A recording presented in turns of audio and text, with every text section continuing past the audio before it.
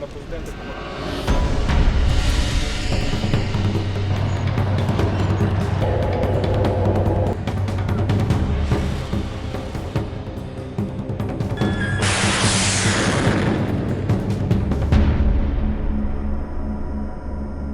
Ukraine से लगी युद्ध की आग अभी तक शांत नहीं हुई है। इस युद्ध को लेकर कई यूरोपीय देशों को डर सता रहा है कि रूसी फौज सिर्फ यूक्रेन तक सीमित नहीं रहेगी, बल्कि वो यूक्रेन को पार करते हुए दूसरे यूरोपीय और नाटो देशों तक चली आएगी।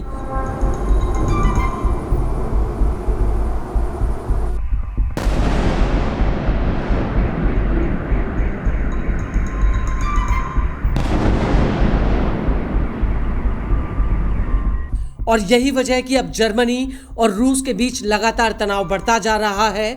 दरअसल रूस के राष्ट्रपति भवन के प्रवक्ता दिमित्री पेस्कोव का कहना है कि जर्मनी रूस के लिए एक बार फिर से खतरनाक बनता जा रहा है। आपको बता दें कि दिमित्री पेस्कोव रूस के राष्ट्रपति व्लादिमीर पुतिन के बेहद ही करीबी हैं और पेस्कोव के बयान से पहले जर्मनी के रक्षा मंत्री बोरिस पिस्तोरियस ने रूस पर एक ऐसा बयान दिया था जिससे रूस तिलमिला उठा है।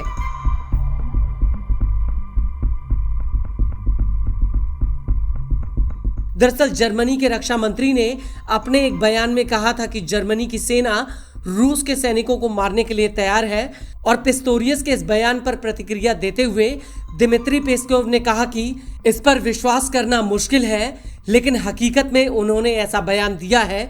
जर्मनी फिर से खतरनाक बनता जा रहा है। दरअसल फाइनेंशियल टाइम्स को दिए एक इंटरव्यू में पिस्तोरियस ने कहा कि अगर जरूरत पड़ी तो जर्मनी के सैनिक रूसी सैनिकों के खिलाफ घातक हमलों के लिए तैयार हैं और जर्मनी के इन बयानों को देखकर ऐसा लगता है कि हकीकत में जर्मनी पुतिन के साथ सीधी जंग लड़ने की तैयारी कर रहा है।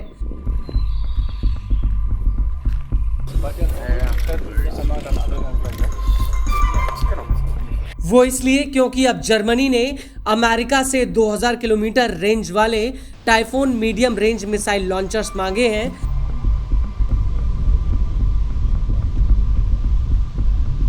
आपको बता दें कि टाइफून मिसाइलों को साल 1987 में intermediate range nuclear force treaty के तहत बैन कर दिया गया था।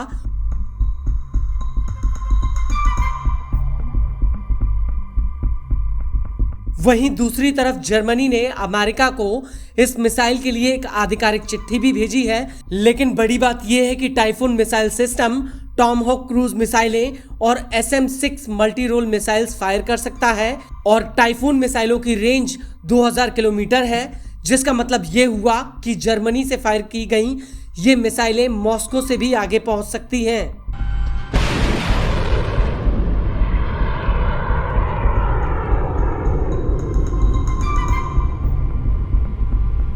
आपको बता दें कि टाइफून मिसाइल रूस के लिए एक बहुत बड़ा खतरा बन सकती है, क्योंकि ये मिसाइल मैक 3.5 की स्पीड पर उड़ान भरती है। टाइफून सिस्टम से टॉमहॉक मिसाइलों को फायर किया जा सकता है, जिसकी स्पीड मैक 0.74 तक होती है। टाइफून मिसाइल की स्पीड 4287 किलोमीटर प्रति घंटा है। इस मिसाइल को ट्रक पर लादकर या जमीन से कहीं पर दागा जा सकता है। टाइफून सिस्टम से 5 अलग अलग तरह की मिसाइलें फायर की जा सकती हैं।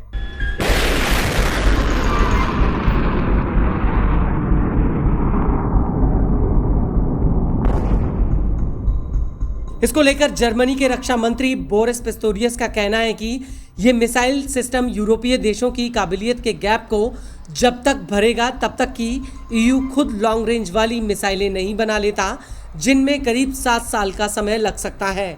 और बड़ी बात यह है कि इससे पहले 1980 के दशक में जर्मनी में 2000 किलोमीटर से ज्यादा मारक क्षमता वाली पर्शिंग 2 परमाणु सक्षम मिसाइलें तैनात करने का फैसला लिया गया था, जिस पर काफी विवाद रहा था। उस वक्त इस फैसले को लेकर पूरे यूरोप में विरोध प्रदर्शन हुए थे।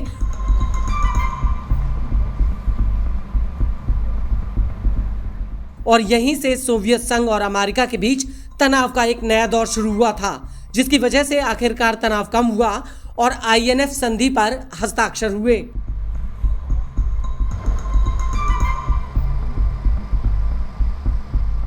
आपको बता दें कि इस संधि के तहत टाइफून लॉन्चर्स की तैनाती प्रतिबंधित है, जिसमें सोवियत संघ और अमेरिका ने 500 से 5,500 किलोमीटर की दूरी तक हमला करने वाली सभी जमीन आधारित मिसाइलों को हटाने पर सहमति जताई थी।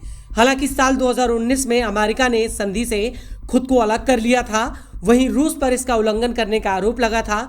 लेकिन अब ऐसा लग रहा है कि सोवियत संघ के दौर में जो खतरा पैदा हुआ था वो एक बार फिर से अपना सिर उठा रहा है।